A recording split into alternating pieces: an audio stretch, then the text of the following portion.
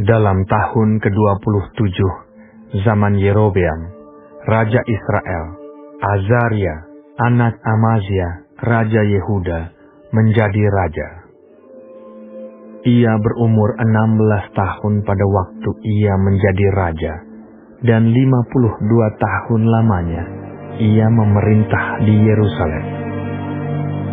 Nama ibunya ialah Yekolia dari Yerusalem. Ia melakukan apa yang benar di mata Tuhan, tepat seperti yang dilakukan Amazia, ayahnya. Namun demikian, bukit-bukit pengorbanan tidaklah dijauhkan. Bangsa itu masih mempersembahkan dan membakar korban di bukit-bukit itu. Maka Tuhan menimpakan tulah kepada raja, sehingga ia sakit kusta sampai hari kematiannya, dan tinggal dalam sebuah rumah pengasingan. Dan Yotam, anak raja, mengepalai istana dan menjalankan pemerintahan atas rakyat negeri itu. Selebihnya dari riwayat Azaria dan segala yang dilakukannya, bukankah semuanya itu tertulis dalam kitab sejarah raja-raja Yehuda? Kemudian Azaria mendapat perhentian bersama-sama dengan nenek moyangnya, dan ia dikuburkan di samping nenek moyangnya di kota Daud. Maka Yotam anaknya menjadi raja menggantikan dia. Dalam tahun ke-38 zaman Azaria, Raja Yehuda, Zakaria anak Yerobeam menjadi raja atas Israel di Samaria. Ia memerintah 6 bulan lamanya.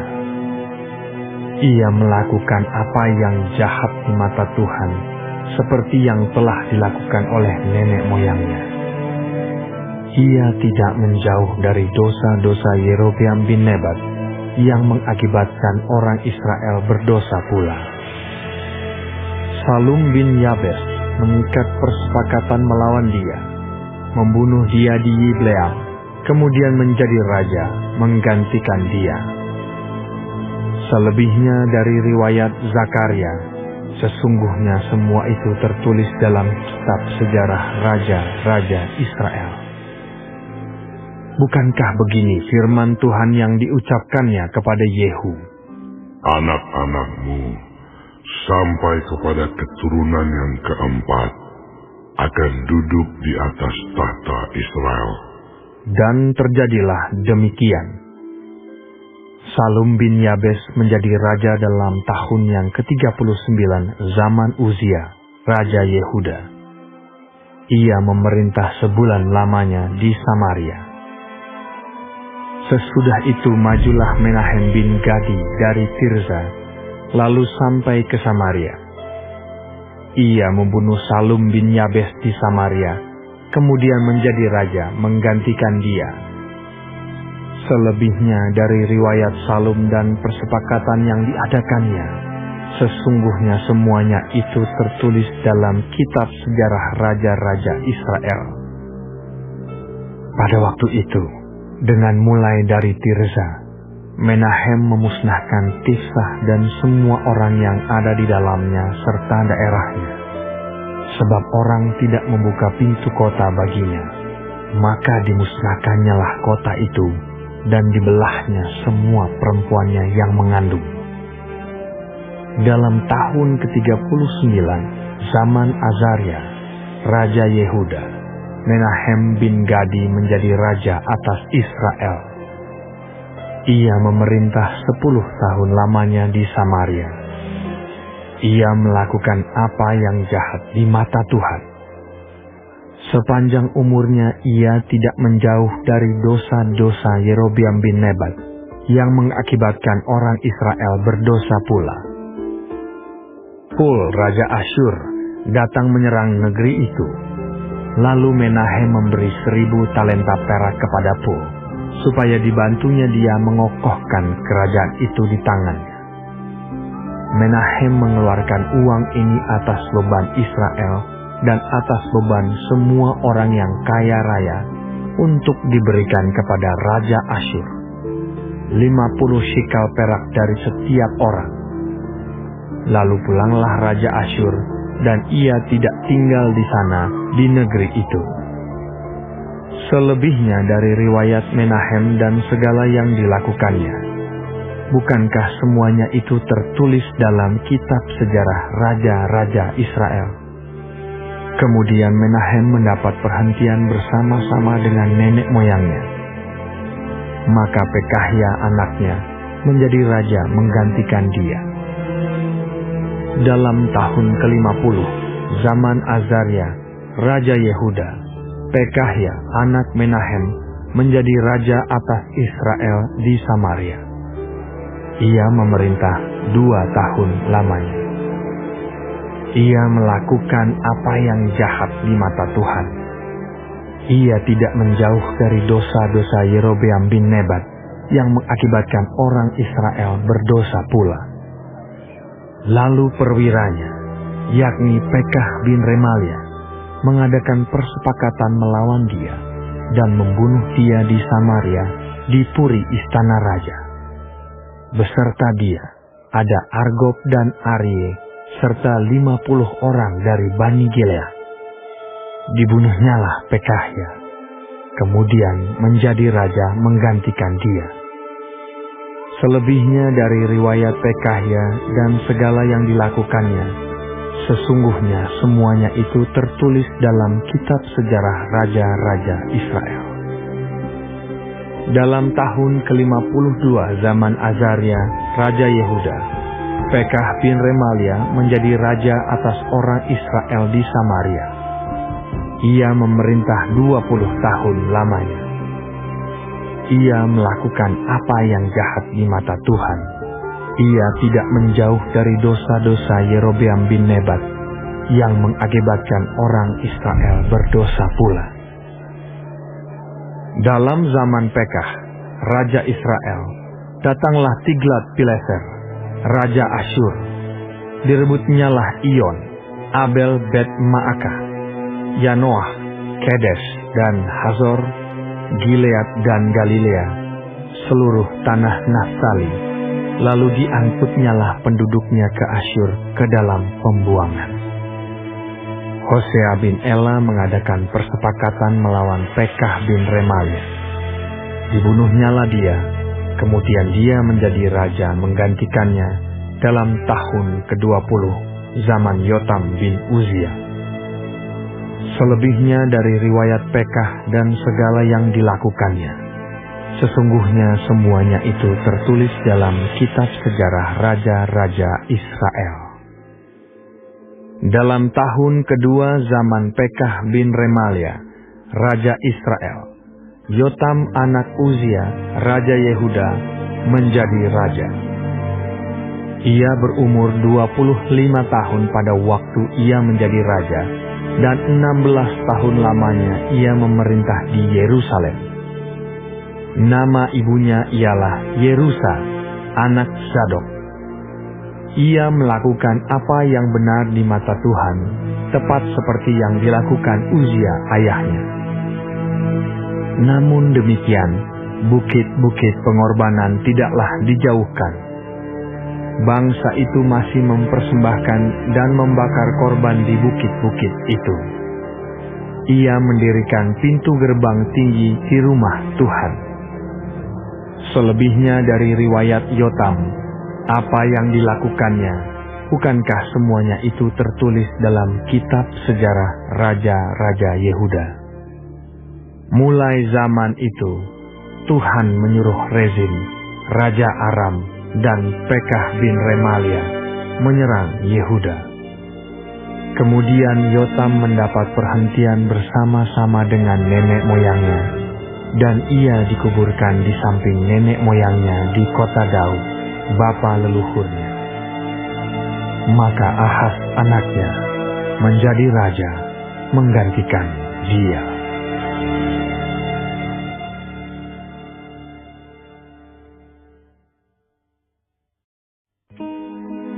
Dalam tahun ke-17 zaman Pekah bin Remalia, Ahaz anak Yotam Raja Yehuda menjadi raja.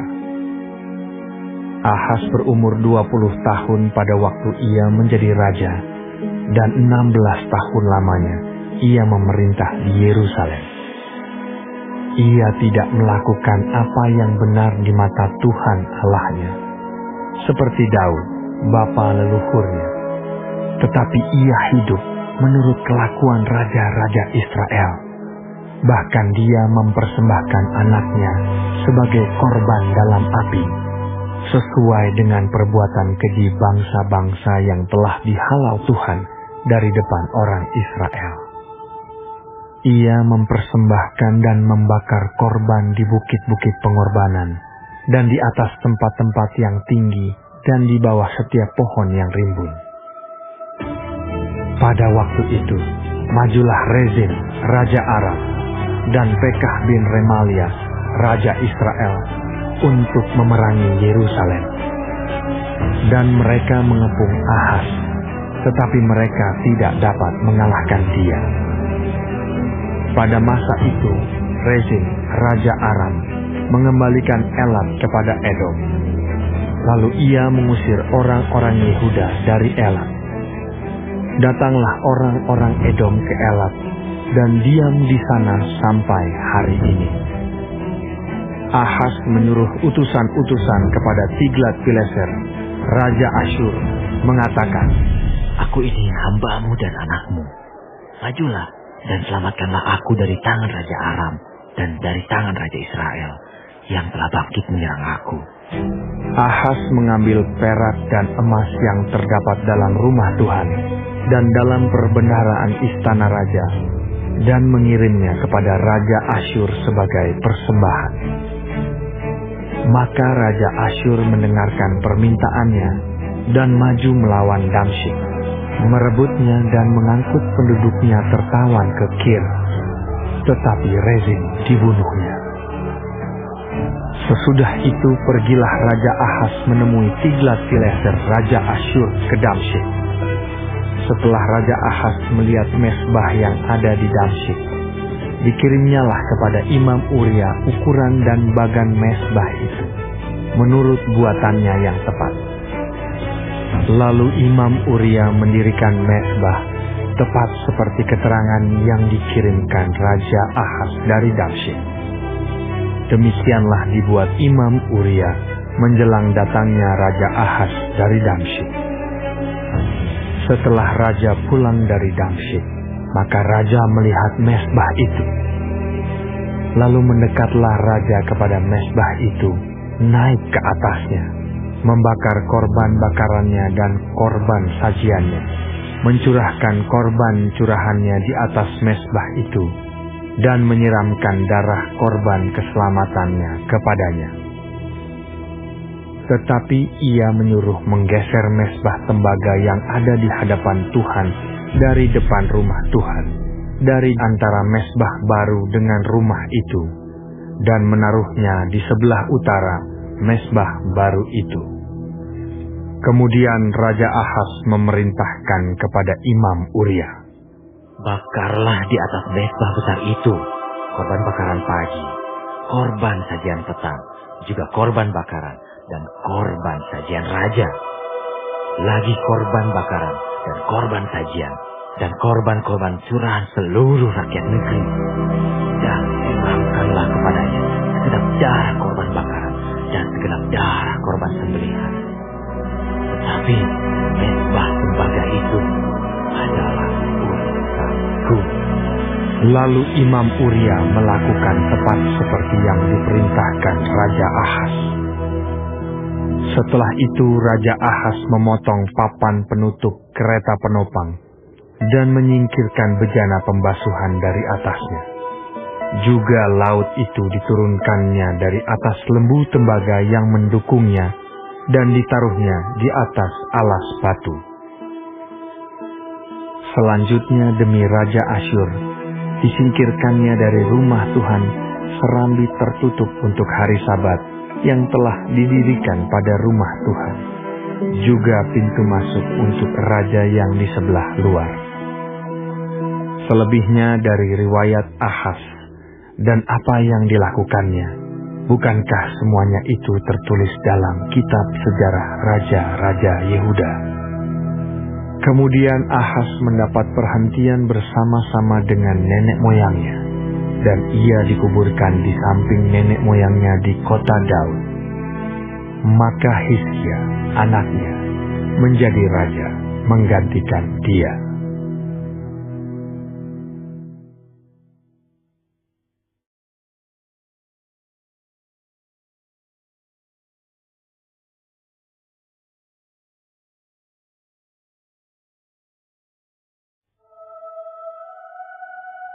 Dalam tahun ke-12 zaman Ahaz, Raja Yehuda, Hosea bin Ela menjadi raja di Samaria atas Israel. Ia memerintah 9 tahun lamanya. Ia melakukan apa yang jahat di mata Tuhan, tetapi bukan seperti raja-raja Israel yang mendahului dia. Salmaneser, Raja Asyur, maju melawan dia. Hosea takluk kepadanya, serta membayar upeti. Tetapi kedapatanlah oleh Raja Asyur, bahwa di pihak Hosea ada persepakatan, karena Hosea telah mengirimkan utusan-utusan kepada So, Raja Mesir, dan tidak mempersembahkan lagi upeti kepada Raja Asyur, seperti biasanya tahun demi tahun. Sebab itu Raja Asyur menangkap dia, dan membelenggu dia dalam penjara. Kemudian majulah Raja Asyur menjelajah seluruh negeri itu. Ia menyerang Samaria dan mengepungnya 3 tahun lamanya. Dalam tahun ke-9 zaman Hosea, maka Raja Asyur merebut Samaria. Ia mengangkut orang-orang Israel ke Asyur ke dalam pembuangan, dan menyuruh mereka tinggal di Halah, di tepi sungai Habor, yakni sungai negeri Gozan, dan di kota-kota orang Madai. Hal itu terjadi karena orang Israel telah berdosa kepada Tuhan Allah mereka, yang telah menuntun mereka dari tanah Mesir, dari kekuasaan Firaun, Raja Mesir, dan karena mereka telah menyembah Allah lain, dan telah hidup menurut adat istiadat bangsa-bangsa yang telah dihalau Tuhan dari depan orang Israel, dan menurut ketetapan yang telah dibuat raja-raja Israel. Dan orang Israel telah menjalankan hal-hal yang tidak patut terhadap Tuhan Allah mereka. Mereka mendirikan bukit-bukit pengorbanan dimanapun mereka diam, baik dekat menara penjagaan maupun di kota yang berkubu. Mereka mendirikan tugu-tugu berhala dan tiang-tiang berhala di atas setiap bukit yang tinggi dan di bawah setiap pohon yang rimbun. Di sana, di atas segala bukit itu, mereka membakar korban seperti bangsa-bangsa yang telah diangkut Tuhan tertawan dari depan mereka. Mereka melakukan hal-hal yang jahat sehingga mereka menimbulkan sakit hati Tuhan. Mereka beribadah kepada berhala-berhala, walaupun Tuhan telah berfirman kepada mereka, "Janganlah kamu berbuat seperti itu." Tuhan telah memperingatkan kepada orang Israel dan kepada orang Yehuda dengan perantaraan semua nabi dan semua tukang tilik. Berbaliklah kamu daripada jalan-jalanmu yang jahat itu, dan tetaplah ikuti segala perintah dan ketetapanku, sesuai dengan segala undang-undang yang telah kuperintahkan kepada nenek moyangmu, dan yang telah kusampaikan kepada mereka dengan perantaraan hamba-hambaku, para nabi. Tetapi mereka tidak mau mendengarkan, melainkan mereka menegarkan tengkuknya seperti nenek moyangnya yang tidak percaya kepada Tuhan Allah mereka. Mereka menolak ketetapannya dan perjanjiannya yang telah diadakan dengan nenek moyang mereka, juga peraturan-peraturannya yang telah diperingatkannya kepada mereka. Mereka mengikuti dewa kesia-siaan, sehingga mereka mengikuti bangsa-bangsa yang di sekeliling mereka, Walaupun Tuhan telah memerintahkan kepada mereka, janganlah berbuat seperti mereka itu. Mereka telah meninggalkan segala perintah Tuhan, Allah mereka, dan telah membuat 2 anak lembu tuangan. Juga mereka membuat patung Asyera, sujud menyembah kepada segenap tentara langit, dan beribadah kepada Baal. Tambahan pula, mereka mempersembahkan anak-anaknya sebagai korban dalam api, dan melakukan tenung dan telaah, dan memperbudak diri dengan melakukan yang jahat di mata Tuhan, sehingga mereka menimbulkan sakit hatinya. Sebab itu Tuhan sangat murka kepada Israel dan menjauhkan mereka dari hadapannya. Tidak ada yang tinggal kecuali suku Yehuda saja. Juga Yehuda tidak berpegang pada perintah Tuhan, Allah mereka, tetapi mereka hidup menurut ketetapan yang telah dibuat Israel. Jadi Tuhan menolak segenap keturunan Israel. Ia menindas mereka dan menyerahkan mereka ke dalam tangan perampok-perampok, sampai habis mereka dibuangnya dari hadapannya. Ketika ia mengoyakkan Israel daripada keluarga Daud, maka mereka mengangkat Yerobeam bin Nebat menjadi raja. Tetapi Yerobeam membuat orang Israel menyimpang daripada mengikuti Tuhan, dan mengakibatkan mereka melakukan dosa yang besar. Demikianlah orang Israel hidup menurut segala dosa yang telah dilakukan Yerobeam. Mereka tidak menjauhinya, sampai Tuhan menjauhkan orang Israel dari hadapannya, seperti yang telah difirmankannya dengan perantaran semua hambanya, para nabi. Orang Israel diangkut dari tanahnya ke Asyur, ke dalam pembuangan. Demikianlah sampai hari ini. Raja Asyur mengangkut orang dari Babel, dari Kuta, dari Awa, dari Hamat dan Sefarwaim, lalu menyuruh mereka diam di kota-kota Samaria, menggantikan orang Israel. Maka orang-orang itu pun menduduki Samaria dan diam di kota-kotanya. Pada mulanya waktu mereka diam di sana, tidaklah mereka takut kepada Tuhan.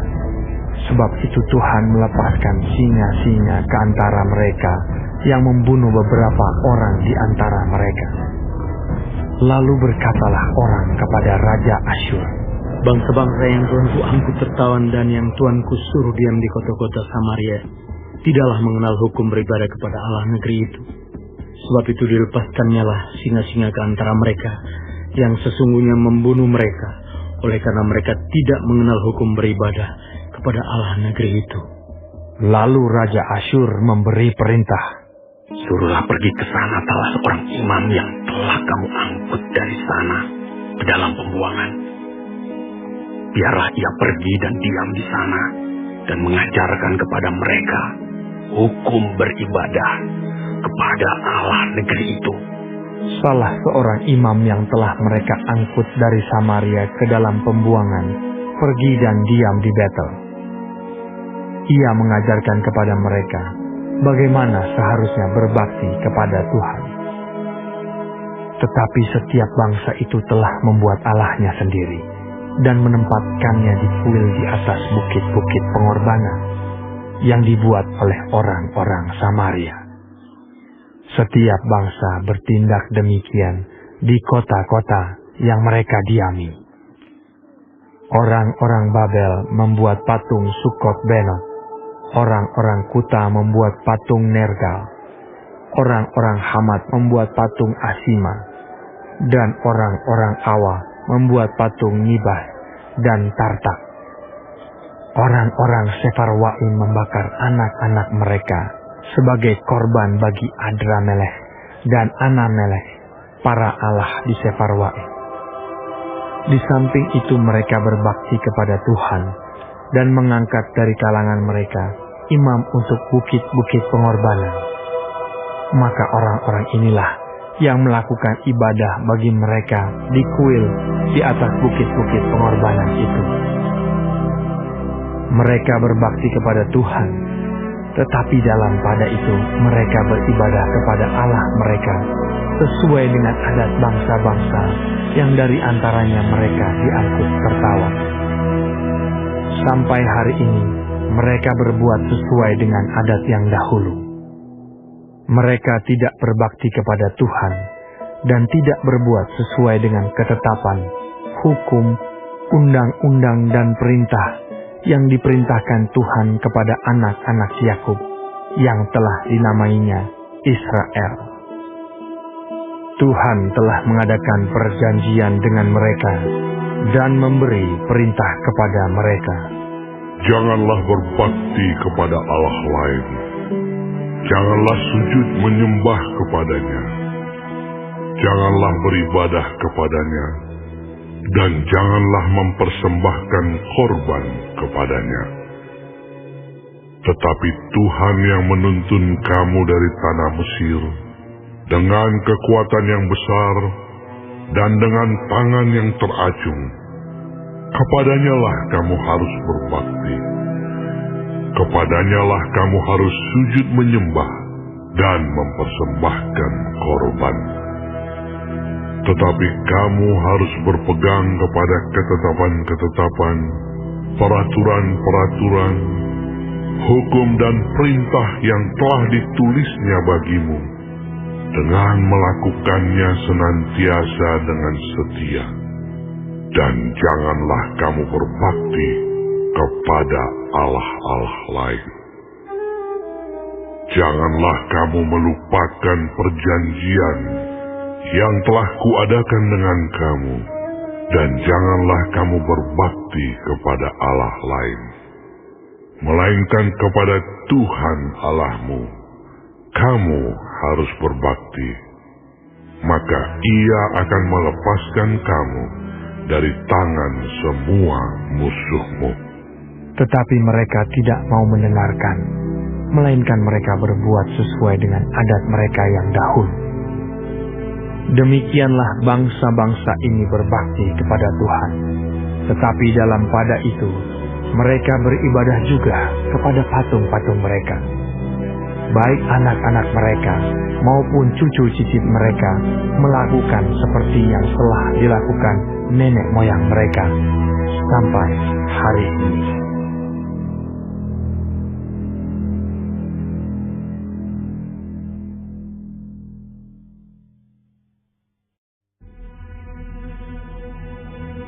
Maka dalam tahun ketiga, zaman Hosea bin Ela, Raja Israel, Hizkia, anak Ahaz, Raja Yehuda, menjadi raja.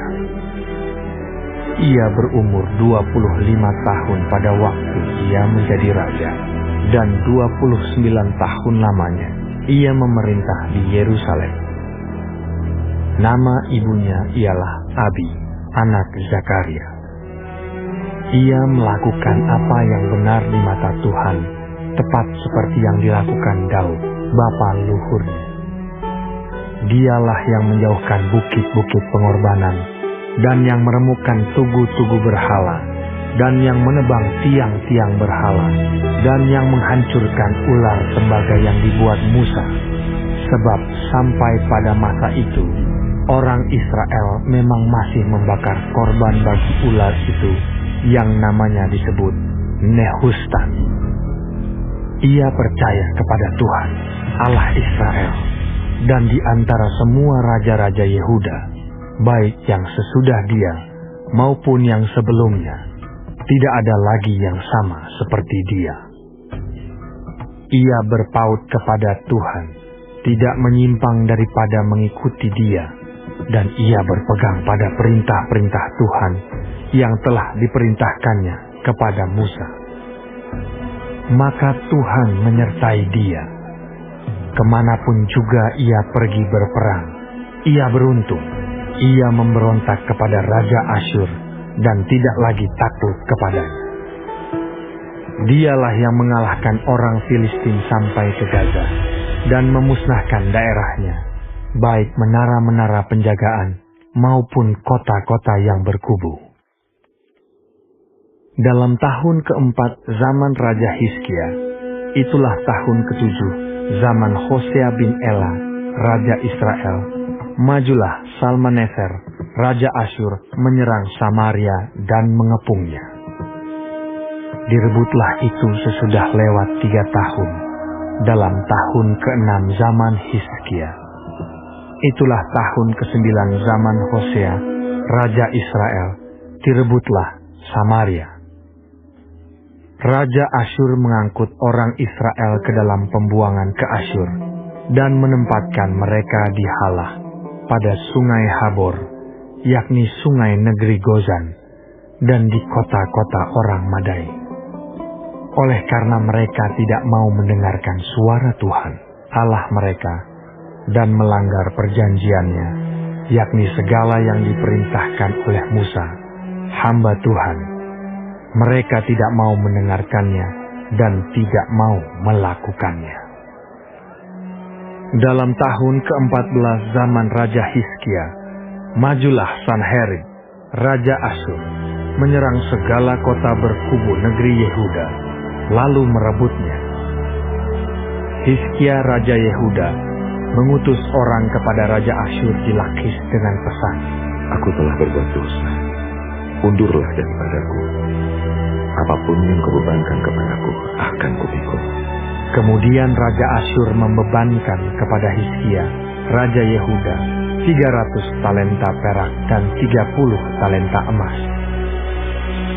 Hizkia memberikan segala perak yang terdapat dalam rumah Tuhan dan dalam perbendaharaan istana raja.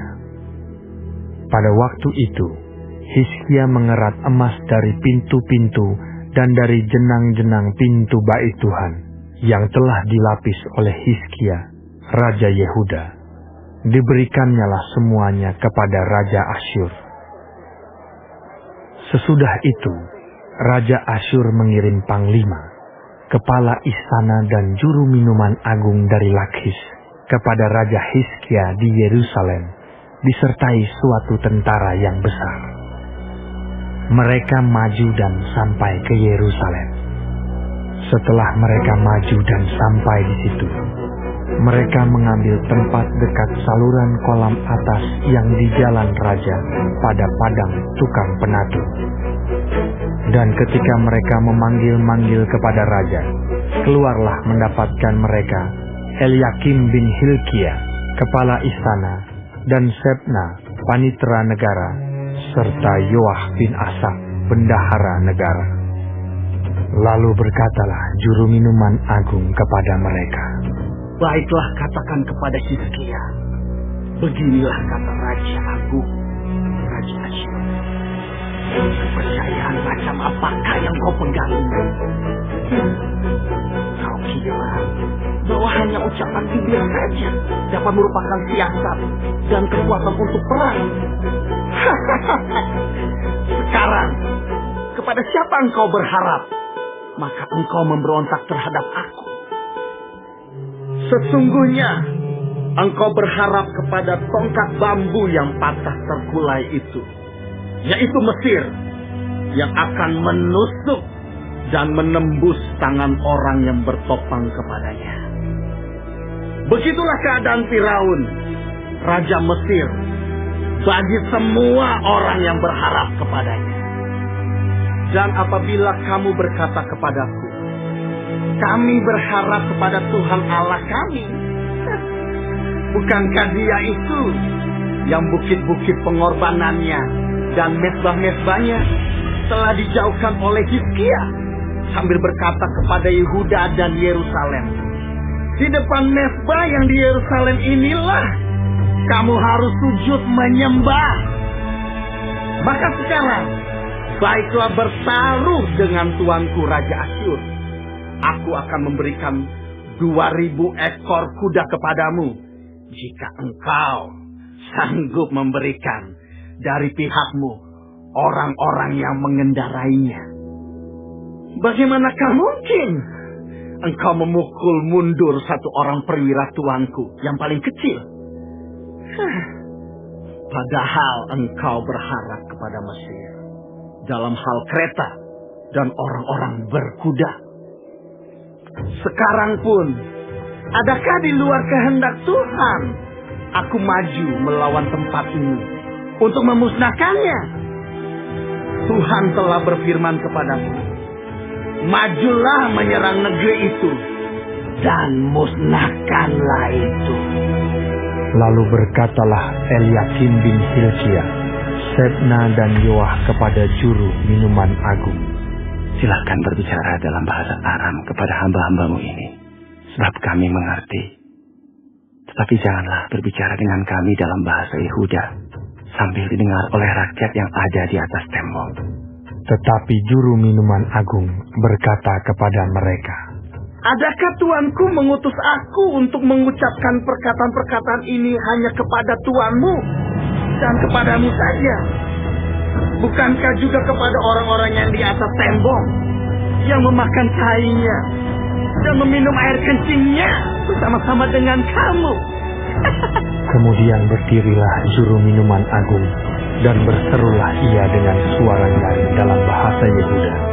Ia berkata, dengarlah perkataan Raja Agung, Raja Asyur. Beginilah kata Raja, janganlah Hizkia memperdayakan kamu, sebab ia tidak sanggup melepaskan kamu dari tanganku.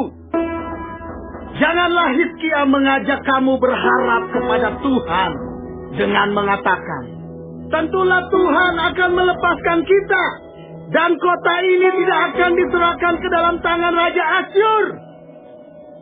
Janganlah dengarkan Hizkia, sebab beginilah kata Raja Asyur, adakanlah perjanjian penyerahan dengan aku, dan datanglah keluar kepadaku. Maka setiap orang daripadamu akan makan dari pohon anggurnya dan dari pohon aranya, serta minum dari sumurnya, sampai aku datang dan membawa kamu ke suatu negeri seperti negerimu ini, suatu negeri yang bergandum dan berair anggur, suatu negeri yang berroti dan berkebun anggur, suatu negeri yang berpohon zaitun, berminyak dan bermadu. Dengan demikian kamu hidup dan tidak mati. Tetapi janganlah dengarkan Hizkia, sebab ia membujuk kamu dengan mengatakan, Tuhan akan melepaskan kita. Apakah pernah para Allah bangsa-bangsa melepaskan negerinya masing-masing dari tangan Raja Asyur? Di manakah para Allah negeri Hamat dan Arpad? Di manakah para Allah negeri Sefarwaim, Hena, dan Imwan? Apakah mereka telah melepaskan Samaria dari tanganku? Siapakah di antara semua Allah negeri-negeri yang telah melepaskan negeri mereka dari tanganku, sehingga Tuhan sanggup melepaskan Yerusalem dari tanganku? tetapi rakyat itu berdiam diri dan tidak menjawab dia sepatah kata pun. Sebab ada perintah raja, bunyinya, Jangan kamu menjawab dia.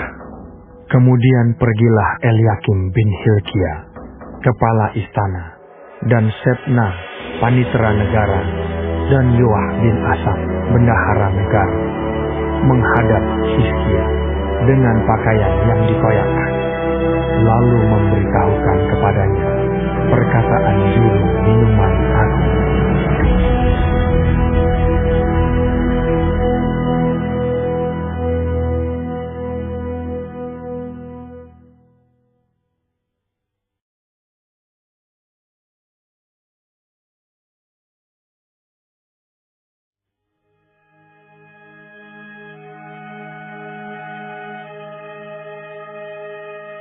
Segera sesudah Raja Hizkia mendengar itu, dikoyakkannyalah pakaiannya, dan diselubunginyalah badannya dengan kain kabung.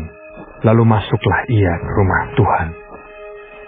Disuruhnyalah juga Eliakim, kepala istana, Sebna, panitera negara, dan yang tua-tua di antara para imam, dengan berselubungkan kain kabung kepada Nabi Yesaya bin Amos.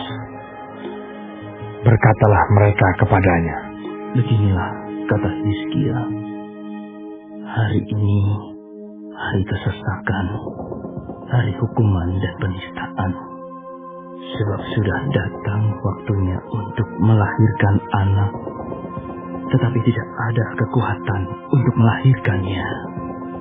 Mungkin Tuhan Allahmu sudah mendengar segala perkataan juru minuman agung yang telah diutus oleh Raja Asyur tuannya untuk mencela Allah yang hidup, sehingga Tuhan Allahmu mau memberi hukuman karena perkataan-perkataan yang telah didengarnya. Maka baiklah engkau menaikkan doa untuk sisa yang masih tinggal ini." Ketika pegawai-pegawai Raja Hizkia sampai kepada Yesaya, berkatalah Yesaya kepada mereka, "Beginilah kamu katakan kepada tuanmu. Beginilah firman Tuhan. Janganlah engkau takut terhadap perkataan yang kau dengar, yang telah diucapkan oleh budak-budak Raja Asyur untuk menghujat aku. Sesungguhnya aku akan menyuruh suatu roh masuk di dalamnya, sehingga ia mendengar suatu kabar dan pulang ke negerinya. Aku akan membuat dia mati rebah oleh pedang di negerinya sendiri." Ketika juru minuman agung pulang, didapatinyalah Raja Asyur berperang melawan Libna, sebab sudah didengarnya bahwa raja telah berangkat dari Lakis.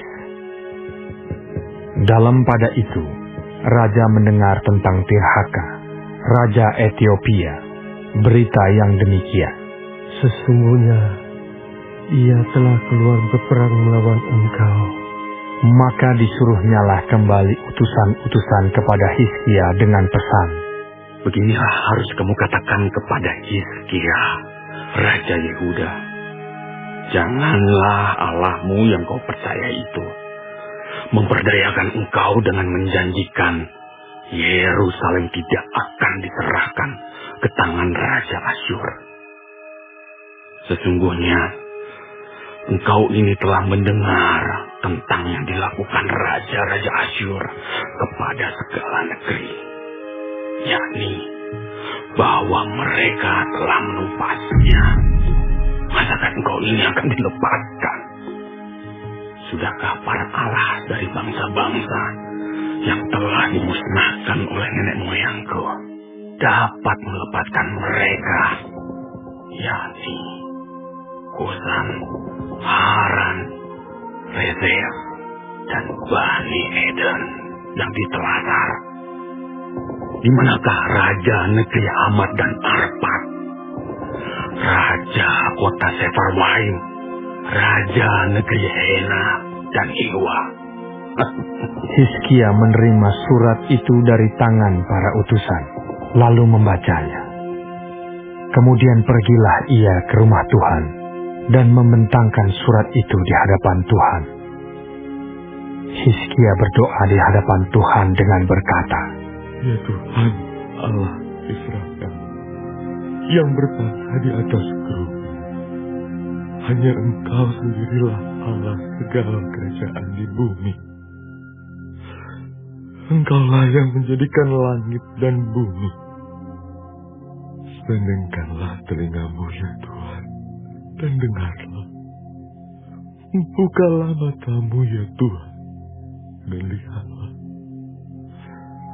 Dengarlah perkataan Penherib yang telah dikirimnya untuk mengaitkan Allah yang hidup. Ya Tuhan, memang raja-raja Asyur telah memusnahkan bangsa-bangsa dan negeri-negeri mereka, dan menaruh para Allah mereka ke dalam api. Sebab mereka bukanlah Allah. Mereka hanya buatan tangan manusia, kayu dan batu. Sebab itu dapat dirasakan orang. Maka sekarang, ya Tuhan, Allah kami, selamatkanlah kiranya kami dari tangannya, supaya segala kerajaan di bumi mengetahui bahwa hanya Engkau sendirilah Allah, ya Tuhan.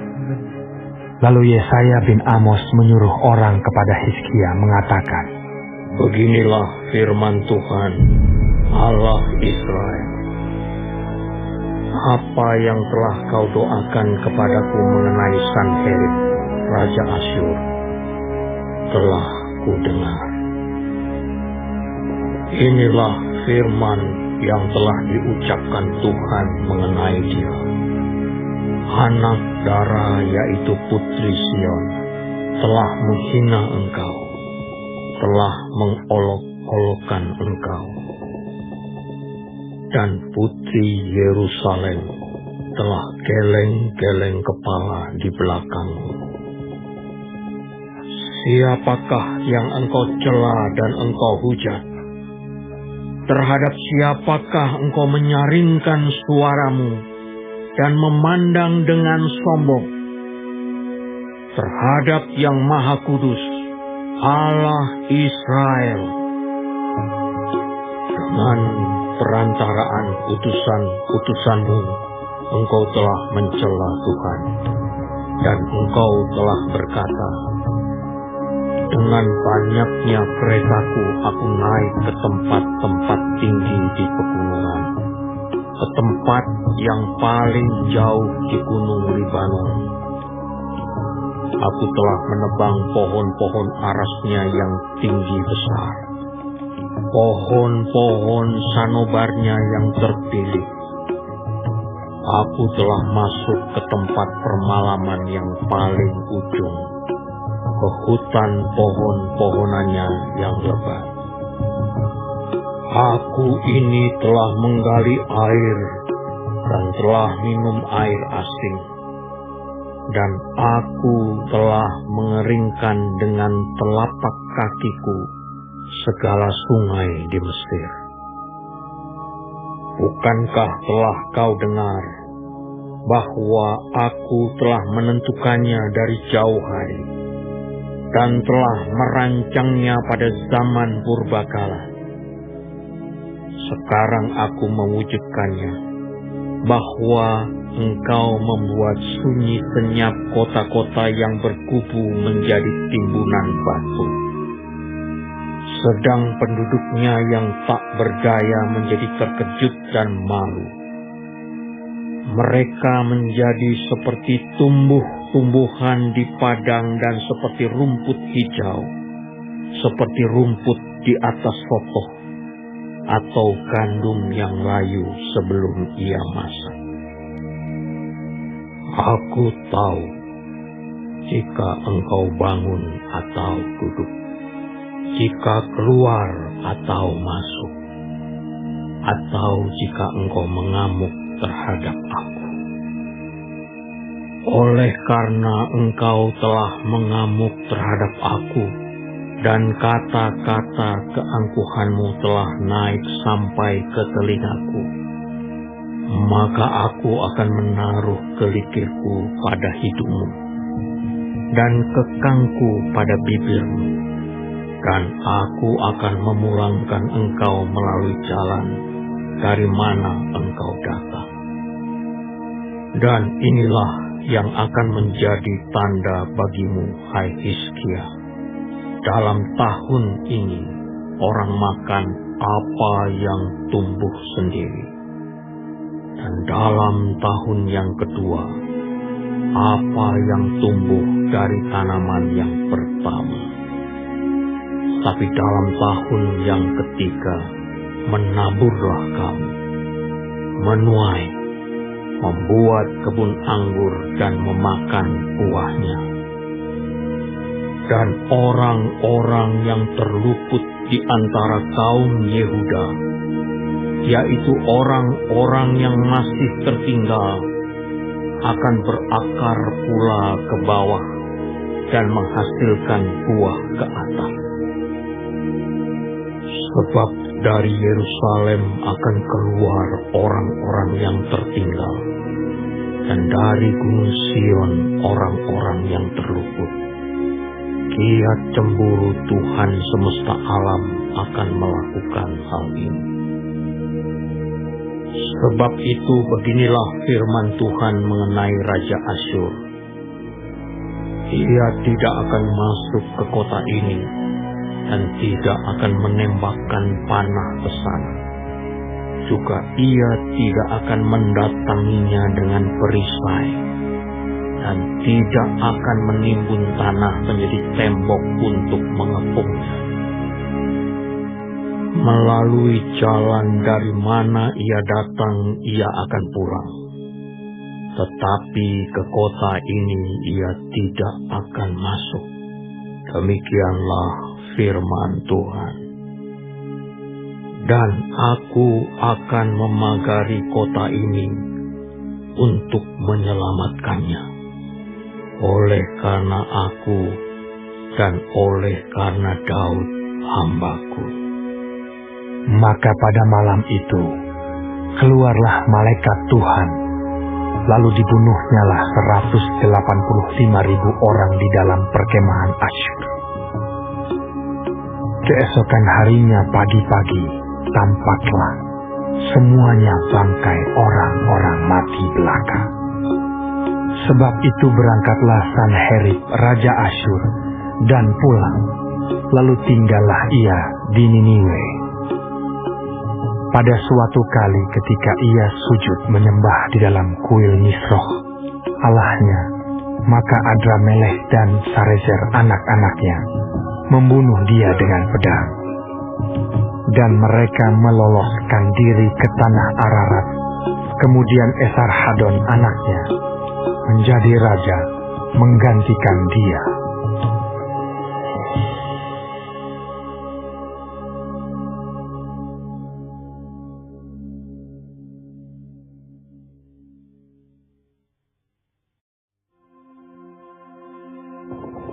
Pada hari-hari itu, Hizkia jatuh sakit dan hampir mati. Lalu datanglah Nabi Yesaya bin Amos dan berkata kepadanya, Beginilah firman Tuhan. Sampaikanlah pesan terakhir kepada keluargamu, sebab engkau akan mati, tidak akan sembuh lagi. Lalu Hizkia memalingkan mukanya ke arah dinding, dan ia berdoa kepada Tuhan. Tuhan, ingatlah kiranya bahwa aku telah hidup di hadapan-Mu dengan setia dan dengan tulus hati, dan bahwa aku telah melakukan apa yang baik di mata-Mu. Kemudian menangislah Hizkia dengan sangat. Tetapi Yesaya belum lagi keluar dari pelataran tengah. Tiba-tiba datanglah firman Tuhan kepadanya. Baliklah dan katakanlah kepada Hizkia, raja umatku. Beginilah firman Tuhan, Allah Daud, bapa leluhurmu. Telah kudengar doamu, dan telah kulihat air matamu. Sesungguhnya aku akan menyembuhkan engkau. Pada hari yang ketiga, engkau akan pergi ke rumah Tuhan. Aku akan memperpanjang hidupmu 15 tahun lagi, dan aku akan melepaskan engkau dan kota ini dari tangan Raja Asyur. Aku akan memagari kota ini oleh karena aku dan oleh karena Daud hambaku. Kemudian berkatalah Yesaya, Ambillah sebuah kue ara. lalu orang mengambilnya dan ditaruh pada barah itu, maka sembuhlah ia. Sebelum itu, Hizkia telah berkata kepada Yesaya, Apakah yang akan menjadi tanda bahwa Tuhan akan menyembuhkan aku, dan bahwa aku akan pergi ke rumah Tuhan pada hari yang ketiga. Yesaya menjawab, inilah yang akan menjadi tanda bagimu dari Tuhan, bahwa Tuhan akan melakukan apa yang telah dijanjikannya. Akan majukah bayang-bayang itu 10 tapak, atau akan mundur 10 tapak? Hizkia berkata, itu perkara ringan bagi bayang-bayang itu untuk memanjang 10 tapak. Sebaliknya, biarlah bayang-bayang itu mundur ke belakang 10 tapak. Lalu berserulah Nabi Yesaya kepada Tuhan. Maka dibuatnyalah bayang-bayang itu mundur ke belakang 10 tapak. Yang sudah dijalani bayang-bayang itu pada penunjuk matahari buatan Ahaz. Pada waktu itu, Merodak Baladan bin Baladan, Raja Babel, menyuruh orang membawa surat dan pemberian kepada Hizkia, sebab telah didengarnya bahwa Hizkia sakit tadinya.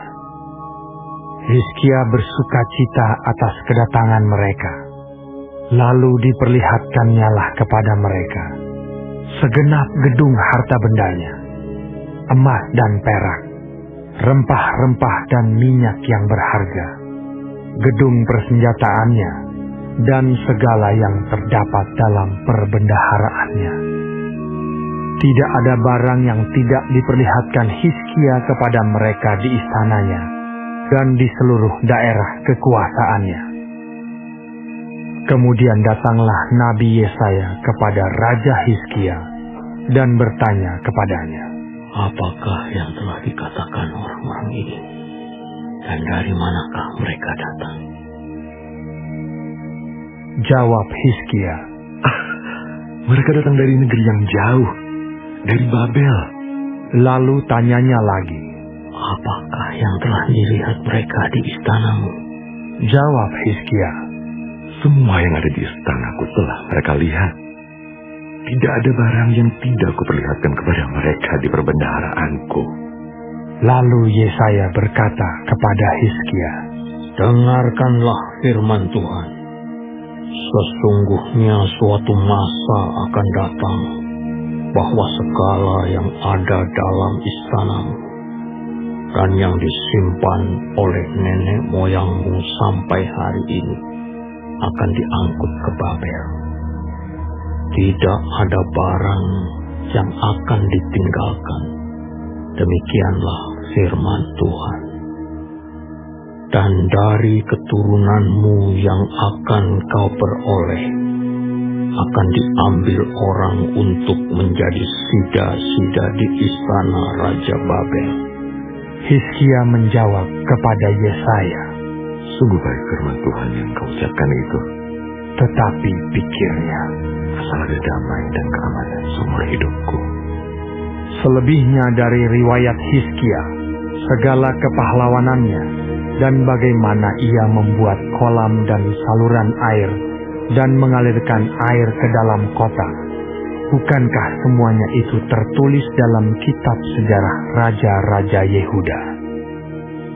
Kemudian Hizkia mendapat perhentian bersama-sama dengan nenek moyangnya. Maka Manasye, anaknya, menjadi raja menggantikan dia.